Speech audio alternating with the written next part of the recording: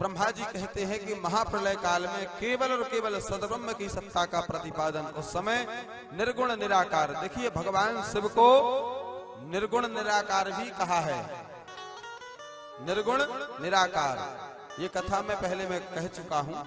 भगवान शिव को अगर निराकार कोई के हम निराकार को मानते हैं तो जो शिवलिंग आकार है ना, इसका कोई आकार नहीं है। ये परमात्मा शिव जी निर्गुण निराकार है। और सगुण साकार में देखते हैं तो वो जटाधारी, माथे पर चंद्रमा, सिर में गंगा है, हाथ में डमरू है, त्रिशूल है।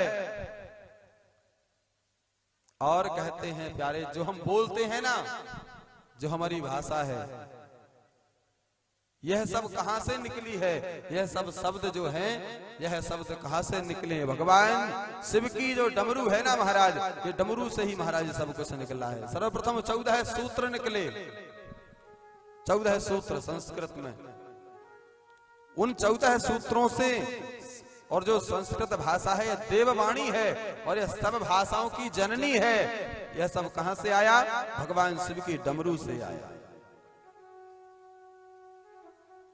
जब पढ़ाया जाता है गुरुकुल में, जब प्रारंभ होता है तो वहां सर्वप्रथम जो शिव जी की डमरू से निकले 14 सूत्र हैं, वो सूत्र पढ़ाए जाते हैं।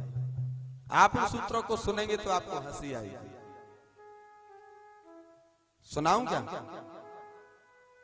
आयोण, रिल रिक, ए ओम, आई औच, हाय वरट, लण, यम गण नम, झबैं, घड़ दस, जब गण दस, खाफा छाठा था, चाटा ता सा, कपैं, सस सर हल, इति माहेश्वराणी सूत्रान नादी संज्ञार्थानी ऐसा मंत्या इतः। माहेश्वर की डमरू से निकले हुए यह 14 सूत्र है। इन्हीं से फिर सब रचना भई। भगवान शिव के हाथ में डमरू है, उस डमरू से महाराज, डमरू सिर्फ यही नहीं, भगवान सिर्फ बजाते ही थे बस। गुनगुना दे दिया बच्चे के हाथ में, ले बेटा झुनझुना नहीं, वो डमरू प्यारे। भगवान शिव की डमरू देववाणी भाषा संस्कृत की जननी है। सभी भाषाओं की जननी भाषा संस्कृत है। हाथ में त्रिशूल है, त्रिताप विनाशक त्रिशूल कहते हैं उसको। आदि दैहिक, आदि भौतिक, आदि दैविक, दैहिक दैविक भौतिक तापा, तीनों तापों को विनाश करने वाला वह त्रिशूल है।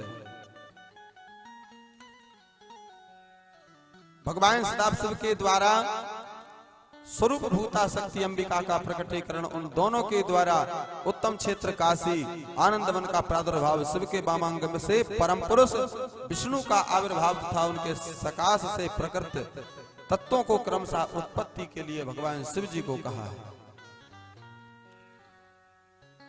ब्रह्मा जी कहते हैं देवर्षि, जब यहाँ पर सौनकादि ऋषियों को श्री सूत जी महाराज कहते हैं भगवान विष्णु की नाभि से कमल का प्रादुर्भाव हुआ। ये कैसे हुआ? ये भगवान शिव की इच्छा से हुआ। शिव इच्छा, शिव इच्छा से ब्रह्मा जी का प्रादुर्भाव हुआ। ब्रह्मा जी प्रकट भये, कमल नाभ के उद्गम का पता लगाने में असमर्थ हो गए। बहुत प्रकार जप किया, तप किया। उसके पश्चात महाराज श्रीहरि का उन्हें दर्शन हुआ और श्रीहरि ने दर्शन दिया। उसके बाद जब विवाद हुआ दोनों का, भगवान विष्णु और ब्रह्मा का, तो दोनों के विवाद में भगवान शिव एक अग्नि स्तंभ के रूप में प्रकट हुए। ये कथा में हम और आप सभी सुन चुके हैं। अग्नि स्तंभ के रूप में भगवान प्रकट हुए और उसके ओर छोर का पता लगाने भगवान नारायण और ब्रह्मा गए, लेकिन पता नहीं लगा पाए, अंत में हार गए। उसके बाद भगवान शिव को प्रणाम किया कि हे आदिदेव महादेव, आपके आदि अंत का कौन पता लगा सकता है? प्यारे एक मेरा महादेव ही ऐसा है, मेरे बाबा भोलेनाथ पशुपतिनाथ ऐसे हैं, इनके महाराज ना आदि का पता है ना अंत का पता है, कोई नहीं लगा सकता इसका पता। इसलिए भगवान ब्रह्मा को, भगवान विष्णु को, मेरे महादेव के उस समय शब्द स्वरूप का दर्शन हुआ। शब्द स्वरूप से शब्दमय शरीर का दर्शन कराया है। और इधर लिखा है महाराज, सूत जी महाराज शौनकादिक ऋषियों को कहते हैं।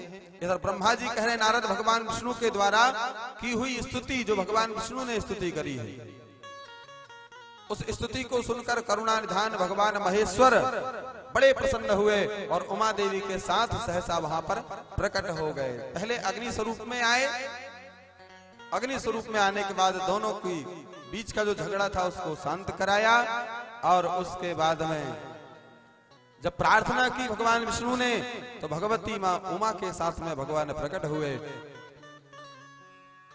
बोलिए उमापति महादेव की जय हो।